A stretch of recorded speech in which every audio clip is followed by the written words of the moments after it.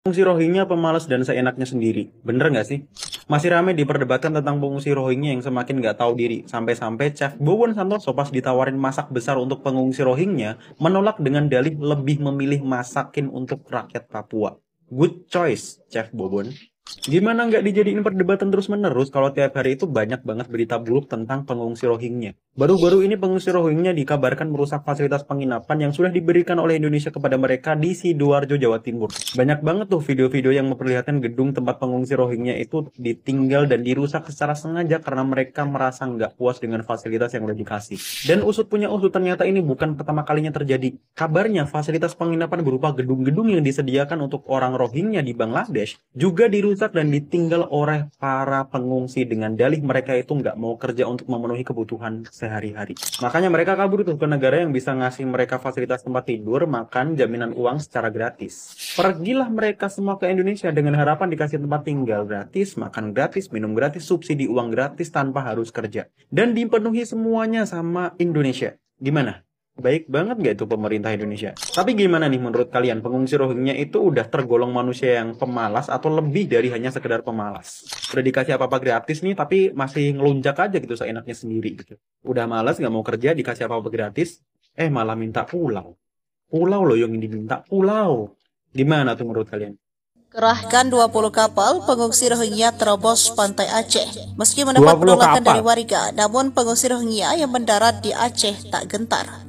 Mereka terus berdatangan. Kabar terakhir sebanyak 20 perahu pengungsi Rohingya mendekati garis pantai Aceh. Informasi itu disampaikan seorang pengungsi Rohingya hingga membuat netizen geram. Bagaimana tidak, ia mengaku ada sekitar 20 kapal yang berisikan para manusia perahu itu sedang menuju ke Indonesia, terutama Aceh. Mengingat gempuran gelombang, pengungsi Rohingya terus berdatangan tak henti-hentinya ke wilayah pantai provinsi Aceh dalam 2 bulan terakhir. Adapun video itu beredar luas di TikTok dan viral usai dibagikan pada Selasa, 12 Desember 2023. Dalam video viral itu, seorang pria mengenakan kemeja hijau diduga salah seorang relawan mewawancarai salah satu Rohingya. Awalnya sang relawan bertanya apakah masih ada rombongan kapal Rohingya yang berlayar di lautan. Kemudian pengungsi Rohingya tersebut mengatakan bahwa ada sekitar 20 kapal atau bahkan lebih yang sedang berlayar menuju Indonesia. Sang relawan kembali memastikan apakah keseluruhan dari 20 kapal itu bertujuan ke Indonesia. Dengan jelas Rohingya yang diwawancarai itu mengatakan benar mereka semua ke Indonesia, termasuk 20 kapal yang masih berlayar di lautan. Jelas ya pengakuan pengungsi Rohingya ini ya. 20 kapal. 20 kapal. Secara dulu 150. Satu kapal 150. Berapa orang datang sini? Satu kapal 150 orang. Pengennya ke sini. Rumahnya 3.000 berarti kalau 20 kapal ya. Kalau oke masuk Indonesia pun ada semua Muslim. Saya pun Muslim. Boleh sana ada. Kalau dulu boleh. Saya punya anak boleh sekolah. Apapun boleh. Jadi di perjalanan 20 kapal saja kemungkinan lebih kurang 20 kapal masih ada dalam perjalanan. Dan menurut Hamid yang baru saja sampai tujuannya ke Aceh. Jelas ya, Indonesia. Jelas. Aceh, Indonesia. Nanti itu kapal Maria.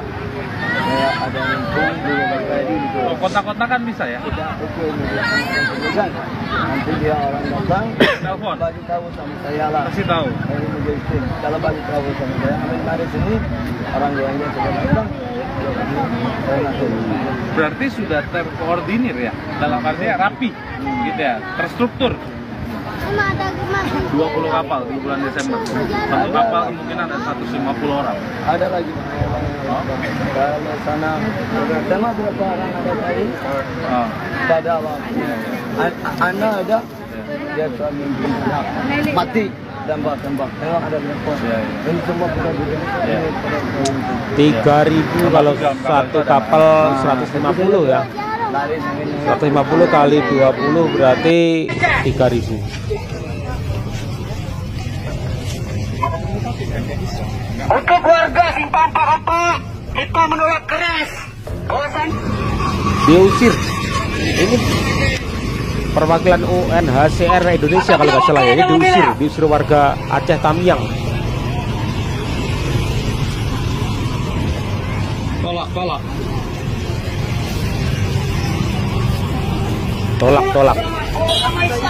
Bawa atas kemanusiaan kita. Kami tidak peduli sampai ke Kongo tentang perdagangan manusia mereka.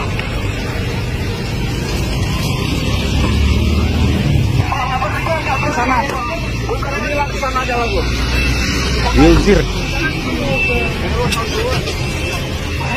Diduga ini mencari tempat ya, mencari tempat. Tinjau lokasi penampungan etnis Rohingya di Aceh Tamiang, perwakilan UNHCR dan IOM diusir oleh warga. 2 perwakilan UNHCR dan 1 perwakilan dari IOM didampingi oleh asisten pemerintahan diusir oleh warga. Jangan melakukan sesuatu seperti itu yang dapat menimbulkan amarah dari warga, yang dapat menyebabkan anarkis nantinya. Kayak gitu. Nah, kemudian pertanyaan untuk perwakilan dari asisten pemerintahan.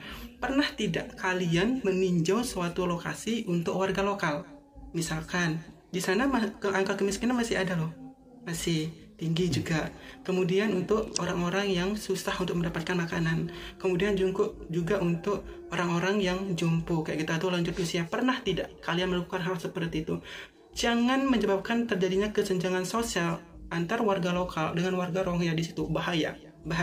Kalian tahu alasan kenapa Rohingya sanggup buang-buang sembako ataupun buang-buang beras? Ternyata ini dia alasannya, guys. Nih gue temuin fakta baru langsung dari orang Aceh yang menyelidiki kapal Rohingya. Ini bekalnya banyak ya. Kami tunjuk di Sabang. Beginilah stok bahan makanan yang mereka bawa di kapal untuk menuju ke Aceh. Jadi hari ini kita ketahui bahwa para Rohingya yang datang ke Aceh itu murni perdagangan manusia, bukan pengungsi yang terdampar. Mereka memang menuju ke Aceh, bukan terdampar di Aceh. Gak heran juga kalau mereka dikasih sembako dibuang, dikasih nasi dibuang, karena memang mereka ini gak lapar, guys. Pantes juga gitu kan, kayak gue mikir ini orang terombang-ambing di lautan, tapi kok sampai daratan suara nangisnya kenceng banget. Dan satu lagi yang mau gue tegasi, Rohingya yang belakangan ini datang ke Aceh bukanlah pengungsi, tapi korban TPPO, tindak pidana perdagangan orang. Mereka ini sudah terorganisir untuk dikirimkan ke negara kita dan mereka juga sudah membayar sejumlah uang. Kalau misalnya mereka korban dari genosida di Myanmar sana, terus dia terdampar ke Aceh, gue masih mikir gitu kayak oke lah gitu, ditampung berapa waktu aja. Tapi nggak sampai 5 tahun juga kayak yang di Sidoarjo, nggak sampai bertahun-tahun kayak yang di Makassar, sampai mereka berdemo ratusan orang. Usman Hamid yang bacotnya mau nampung Rohingya malah party dia, guys. Ajaklah para Rohingya party kan enak. So-soan mau nampung Rohingya, nampung komentar netizen aja nggak bisa loh. Masyarakat kota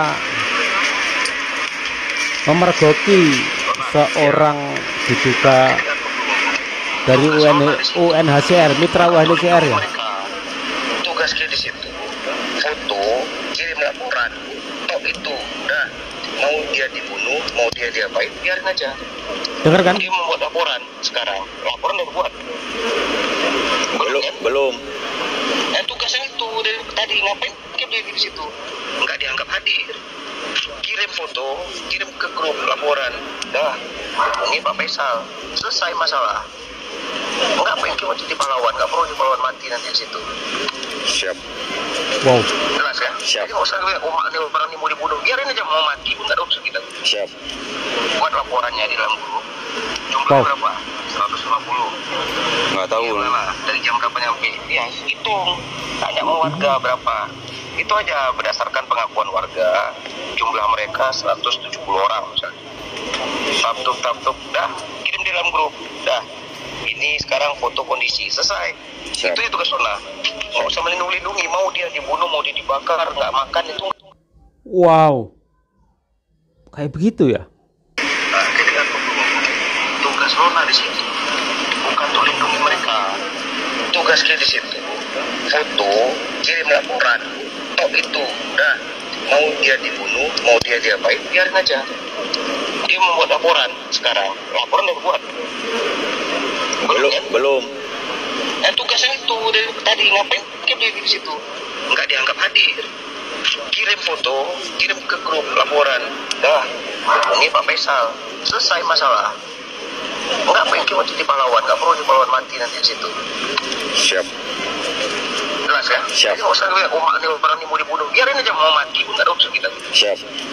Buat laporannya di dalam grup. Jumlahnya berapa? 150. Nggak tahu. Dari jam berapa nyampe? Ya hitung. Tanya sama warga berapa. Itu aja berdasarkan pengakuan warga. Jumlah mereka 170 orang misalnya. Tap-tup, dah kirim di dalam grup. Dah. Ini sekarang foto kondisi selesai. Siap. Itu tugas Lona.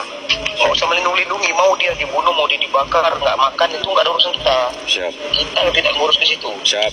Tugas Lona. Siap. Tugas Lona nanti pas datang tim melindungi tim. Nah, kalau udah tim bilang kalian Lona lindungi pengungsi, baru lindungi pengungsi. Saat kericuhan terjadi, Lona lindungi tim, pengungsi biarin aja. Nggak tanggung jawab kita dia tuh. Wow. Siap. Yang kita lindungi tim UNHCR-nya. Wow. Oke. Siap.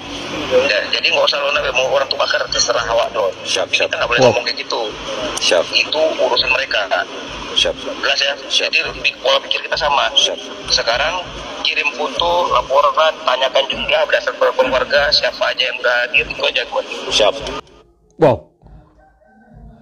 Kalau telepon ini benar-benar ada teman-teman, sungguh sangat miris teman-teman. Jadi mereka UCR itu sebenarnya lebih mementingkan timnya kalau terjadi sesuatu teman-teman. Mau diapakan sama masyarakat oleh pengungsi itu nggak ada urusan. Waduh, ini benar-benar kacau teman-teman ya.